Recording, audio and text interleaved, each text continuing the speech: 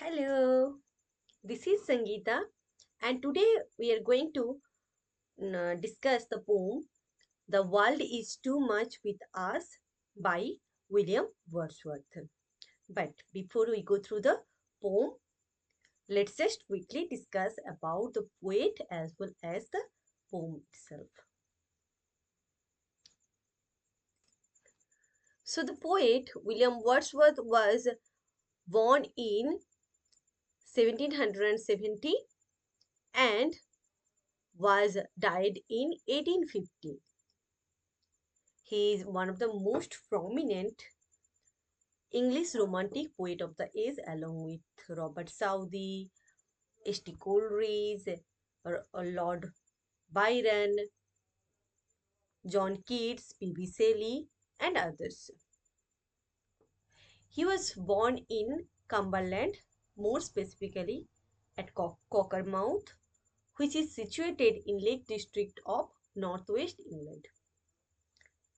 He became the Poet Laureate of England after Robert Southey, and along with Robert Southey and H.T. Coleridge, he is also known as the Lake Poets of the age. He can also be called as a worshipper of nature because of his love for nature. His autobiographical poem, that is the Prelude and Lyrical Ballads, his collections of poems along with H.T. Coleridge is very well known. And the poem which we are going to discuss, that is The World is Too Much with Us, is actually a sonnet by him, which is first composed in 1802 and was published first in the collection Poems in two volumes in 1807. It is an Italian or Petrarchan sonnet written in iambic pentameter consisting of an octave which consists of 8 lines that presents some problems and a sestet which consists of 6 lines that gives the solutions to those problems. This poem actually expresses a revolt against the industrial revolutions, and at that time the French revolutions was also happening. So this poem criticizes the materialistic approach of a man ignoring the nature itself. Let's begin the poem itself. The world is too much with us, late and soon.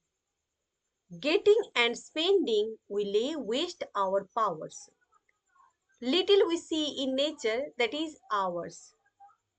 We have given our hearts away a sordid boon. This sea that bears her bosom to the moon, the winds that will be howling at all hours and are up gathered now like sleeping flowers. For this, for everything, we are out of tune. It moves us not. Great God, I'd rather be a pagan, skilled in a creed outworn. So might I, standing on this pleasantly, have glimpses that would make me less forlorn. Have sight of Proteus rising from the sea, or hear old Triton blow his wreathed horn. So the very first line, the world is too much with us, expressing the world's exhausted, the world's exhaustedness, the world's exhaustion with the human being. Man has become a burden for the world. Late and soon, getting and spending late and soon, getting and spending. Look at the figure of speech here, that is antithesis. We lay waste our powers. It means we are busy in wasting our powers. We are wasting our energy. We are wasting our powers in getting or in earning and spending only. It is both in earlier time as well as now. Little we see in nature that is ours. We have given our hearts away, a sordid boon. So the speaker is saying that we see little, we bothers, we bother little about the nature which is purely ours, because we have given our hearts away. We have given our hearts away. We are without heart for the things in the nature, because we have given our hearts to some sordid boon, to a sordid boon. Sordid boon means to an unworthy blessings. That means we have given our hearts to the materialistic or some temporary things, but we do not care about nature anymore. We are losing our connection with the nature. This sea, this sea that bears her bosom to the moon, the winds that will be howling at all hours and are upgathered now like sleeping flowers. The poet is talking about the sea in front of him, which uncovers her heart to the moon. That means the moon, the moonlight is reflecting on the sea. The wind that will be howling at all hours. The winds which is not howling right now, but will be howling at all hours from now onwards. But now it has gathered up. It has gathered up like a sleeping, like some sleeping flowers. Now it is sleeping like the flowers. For this, for everything, we are out of tune.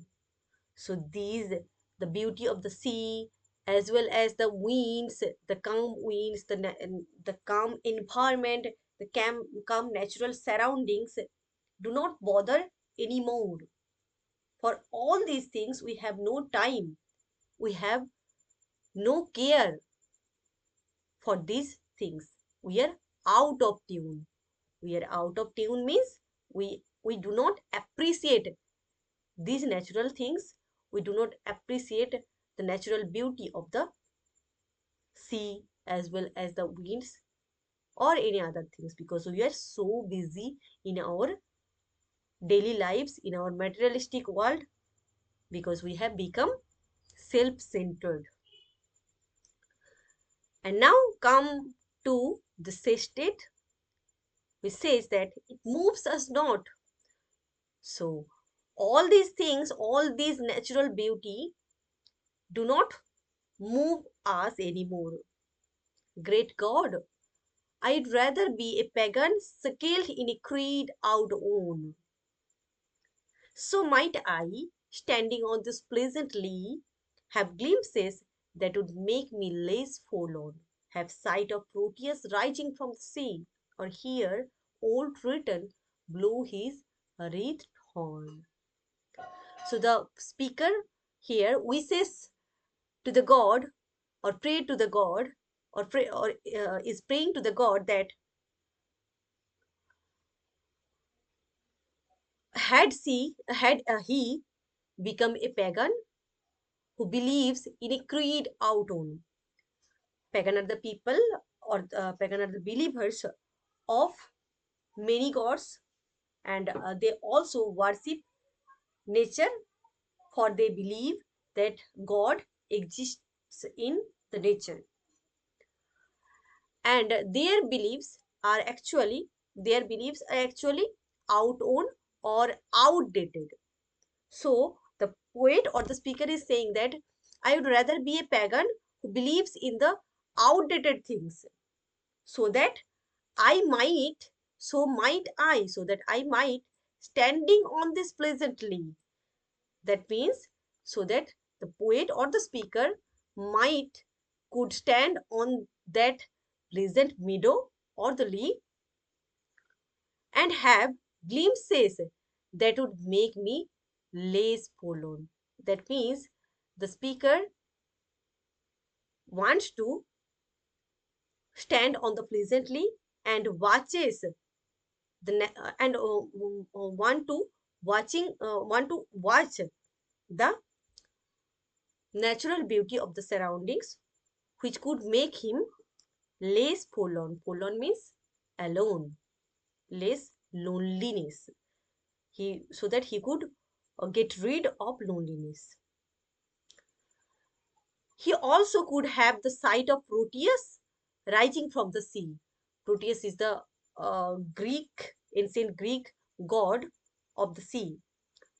So the poet or the speaker also wishes that he might have the sight of Proteus rising from the sea, or also could hear old Triton blow his wreathed horn. That means he could also hear old Triton.